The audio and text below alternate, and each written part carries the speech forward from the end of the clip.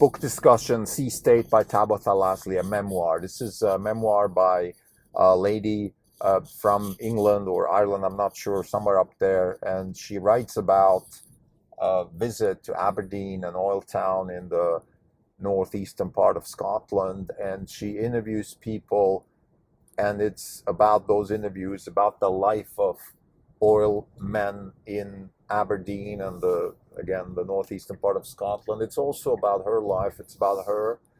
This is a memoir, so it's an interesting part of literature, and I absolutely subscribe to the idea that there's no such thing as novels, the memoirs, short stories, none of that stuff. It's all marketing stuff.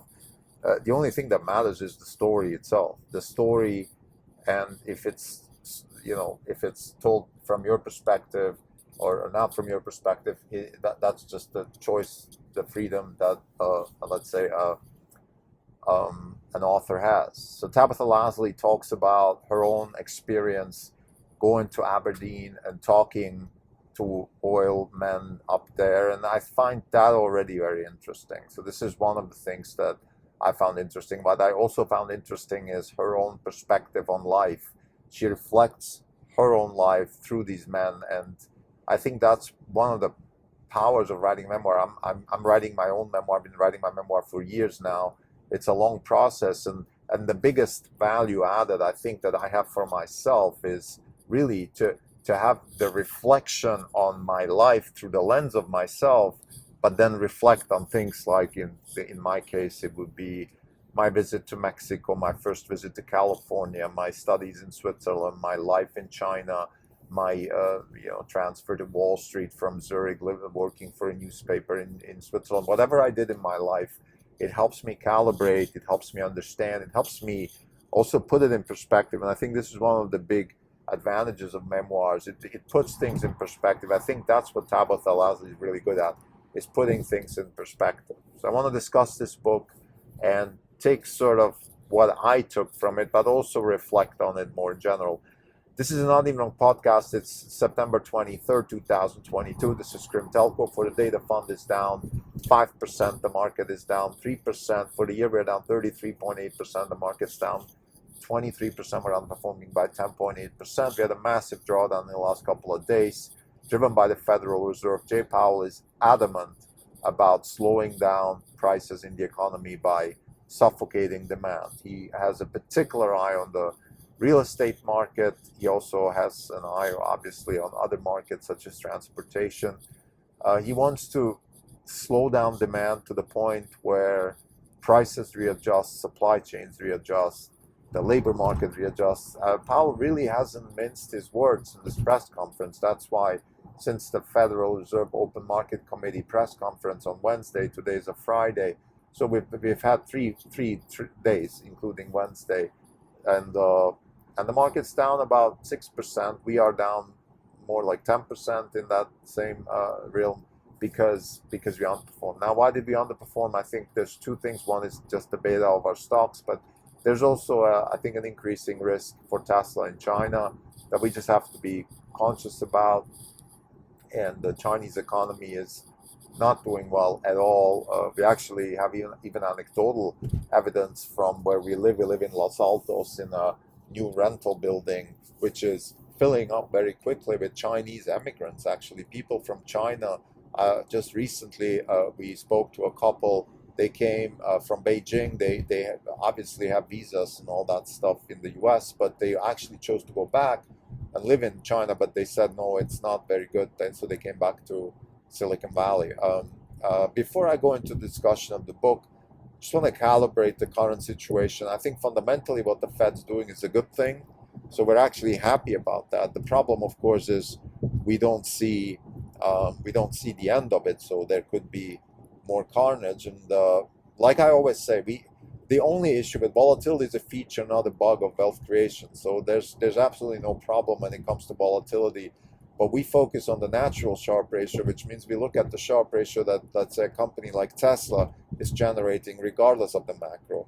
And in that sense, we're very close to Lars Peter Hansen, the Nobel Prize winning Chicago economist, in his Nobel speech when he received the Nobel Prize, he actually mentions the necessity to create economic models that particularly take into account the fact that you can't hedge against macro events, and then that should be something you get compensated with in the market. Now, we at Orange Capital Partners have a little bit of a different view, that we want to be compensated for the idiosyncratic risk or the idiosyncratic upside. And since we don't want to be compensated for risk, we want to employ our capital to wealth creating entrepreneurs. And in that context, we have to live with macro shocks. So there we agree with Lars Peter Hansen. And the macro shocks for us mean just one thing, which is we have to manage our leverage. The only thing that we have to be very, very, laser focused about is leverage. Make sure that we survive downturns. And that's what we've been doing this year.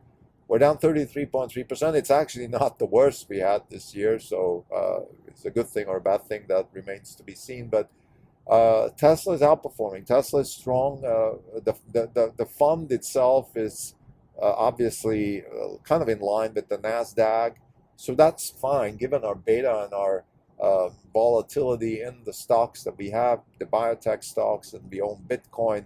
That's all acceptable. Nevertheless, it's still worth understanding. And of course, we have the duty to our investors to be clear about, okay, what's going on here. And this is part of this podcast, is to give people an understanding of what we're doing, and also how it feels to what we're doing. And that hopefully helps people, including our customers. Although this podcast is not a distribution channel or something, or some sort of earnings call or anything like that. The purpose of this podcast is simply to give people a sense of what it feels like to run a hedge fund. And that's why we read books, because books are the conditioning of the mind. Books help us understand ourselves better, understand knowledge creation better. So a lot of these things that surprisingly in the hedge fund business are not discussed enough. For example, the concept of having the concept of thinking about epistemology. I don't think any hedge fund manager really thinks about this, and which is surprising, because we're all in the knowledge business. And I sometimes feel like thinking about epistemology, about, okay, what is knowledge, what is creativity, and understanding what it actually is, actually helps you calibrate yourself and hopefully maybe do the right thing, or do a little bit more of the right thing, do a little bit something that is closer to the ground truth. In our case, the ground truth is our purpose, which is generate wealth by investing in fundamentally new concepts and engineering practices. So that's why we read books. Conditioning of the mind, it's yoga of the mind, and this is what we're doing here. We're discussing them because we want to have a bit of a record of what we're reading, but we also want to convey to the audience that it's not just a pastime; it is absolutely paramount. So, Sea State by Tabitha Lasley. She is writing her memoirs, actually a memoir. This is not the memoirs. It's not her whole life. It's a very specific part of her life, which is she's going to Aberdeen to interview oil men that work on rigs in the North Sea. And Aberdeen is a hub for that.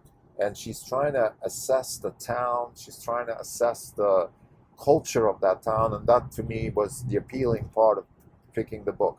I have to say, the book, I would give the book a B+. So I finished it, so I didn't drop it, but it wasn't exciting, because I think Tabitha kind of went a little too far into prose and just discussing stuff without really giving me an anchor, or exciting me, or inspiring me, or making me angry, or any of that stuff. So it was a bit of an emotionless treatise sometimes, but she has tidbits. She has really nice tidbits.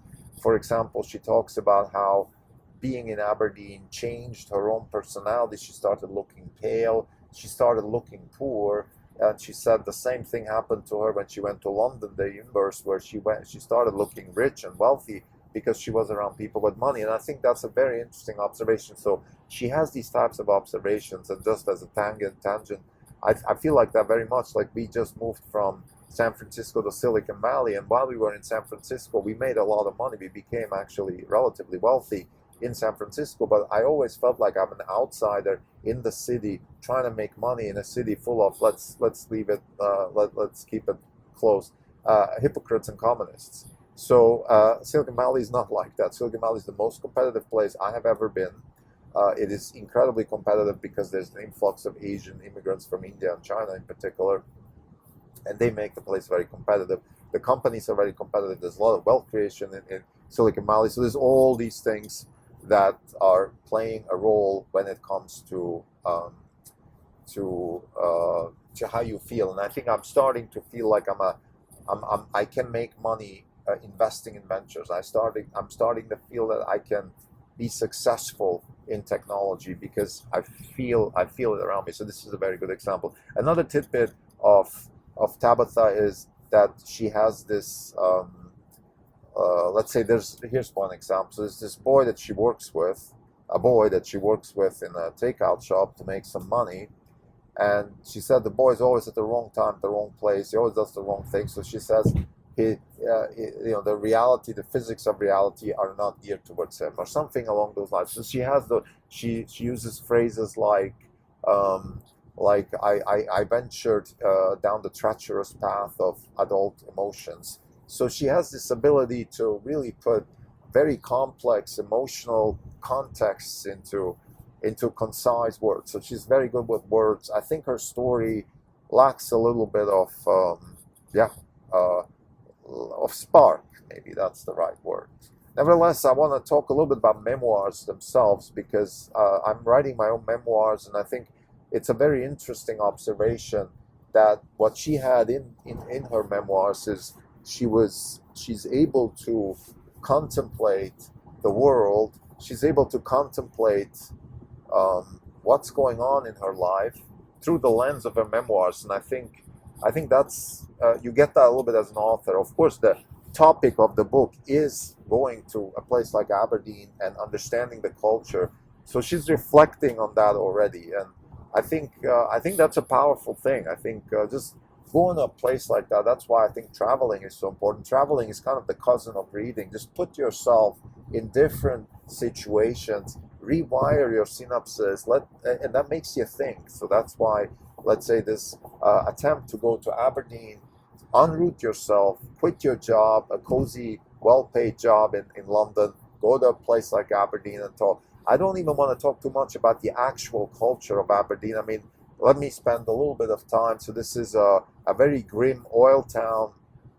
And there's two interesting things. One is the question comes up, why didn't England prosper as much as Norway from their oil boom?